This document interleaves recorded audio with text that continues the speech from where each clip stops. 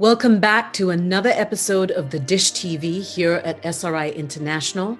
I'm Renita Malhotra Hora, Head of Marketing and Communications. And I have with me today Ian Colrain, who is the President of SRI Biosciences. Hi, Ian. Hey, how you doing? I'm doing pretty good, thank you. Thanks for joining us today on the show. Very excited to talk with you about what we're doing in biosciences. And Ian, I'm wondering if before we begin, you could give us a little bit of an overview of the Biosciences Division, what it does. There are three different areas, as I understand, of focus, right? Yeah, so we reorganized a few years ago into three large sections, a use-inspired basic science section, a applied sciences section, which is housed in Menlo Park and in Harrisonburg, Virginia, and a contract services or translational development section, which is based here in Menlo Park, but also in Plymouth, Michigan. The focus of the three sections is complementary, but quite different. So use-inspired basic science is just what it says. It's people operating in competition largely with universities with a work product, which would be scientific papers, although occasional patents. And this is people working at the bleeding edge of science, looking at how to advance our knowledge, but with an eye to how to apply that knowledge. And this is largely work funded by the National Institutes of Health. The applied sciences section, in the past, many of the groups in that section had a focus on drug discovery, and that's still there. But we've really transitioned from a model where people are looking for individual drugs for individual diseases to building platforms to go after multiple indications and to give us and our collaborators a unfair competitive advantage in terms of how we develop those drugs. The contract services group is not exactly what people anticipate when they think of a CRO, a contract research organisation. Our group really is at the forefront of developing new assays and new ways of being able to evaluate the safety and efficacy of drugs. We are also the largest provider of contract services in biochemical and radiological countermeasures to the federal government. Ian, when we talk about the problems that are being addressed by the division, how neatly, if that's the word for it, do they roll up into these three different areas? The big problems we're looking at are really in the area, well, certainly with the contract services group, drug safety. We have a lot of contracts to look at infectious disease work, some development of novel contraceptives, anti-cancer drugs, pretty much across the board. As I said, we have all 11 contracts. So there are 11 different institutes that have given us the contract.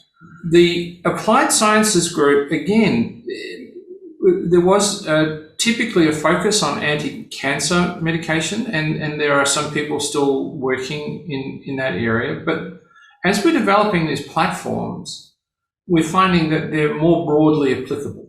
We're also working with companies who are interested in treating diabetes, in treating obesity, in treating inflammatory diseases, because the platform is generalizable across multiple drugs, multiple antibodies, large molecules that can be delivered, and multiple disease indications. So it sounds like there is certainly a research and development phase of the platform itself, the basic platform, if I'm going to call it that, and then how it can work in all these different areas as it or before it goes into the sales cycle. Is that an accurate way of sort of trying to assess the whole picture?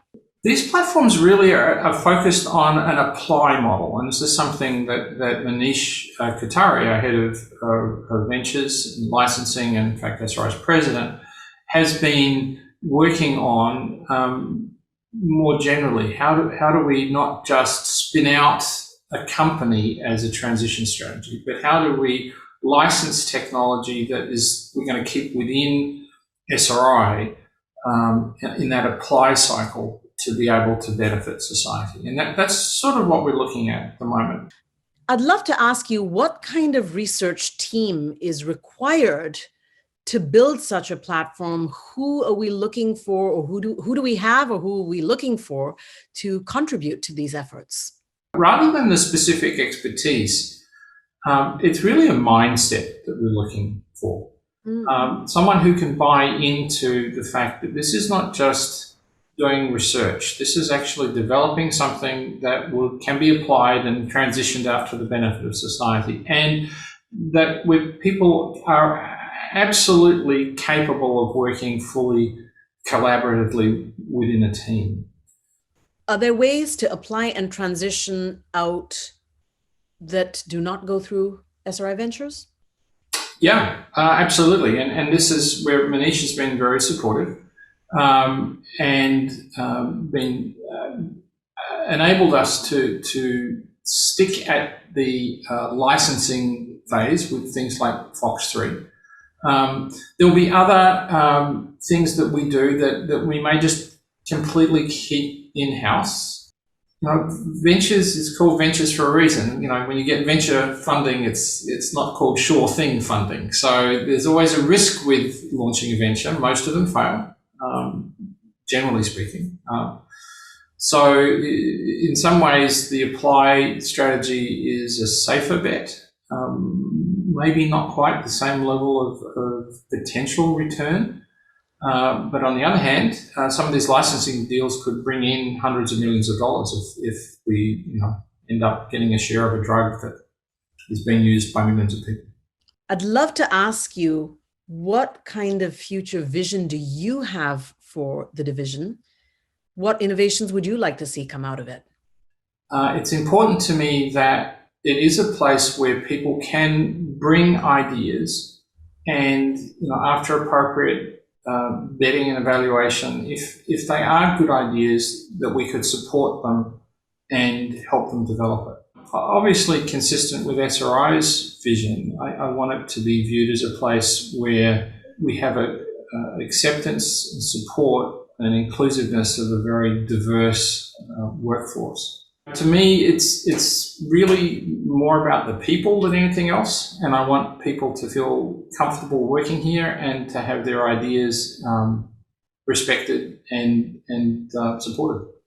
I think it's worth reflecting on how magnificently a number of people in the division pivoted what they were doing to be able to be supportive of the pandemic. And I really like to give a call out to Mary Lanier, who's head of virology and has recently taken over the immunology program as well. Mary has not only done a superb job of working with the SRI task force and really being the face of information being provided to SRI employees, but working with other people within the division and our great facilities team, Manny Amato in particular, we were able to stand up a BSL3, so biosafety level 3 facility, to enable us to have live animal models of SARS-CoV-2 on campus in a phenomenally short period of time.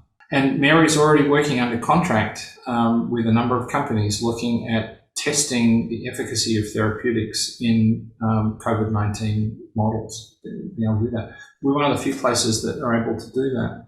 Everybody just kept doing their day jobs, but was able to also take what they were doing and apply it to the pandemic and really make meaningful contributions. So it's been something that's made me extremely proud.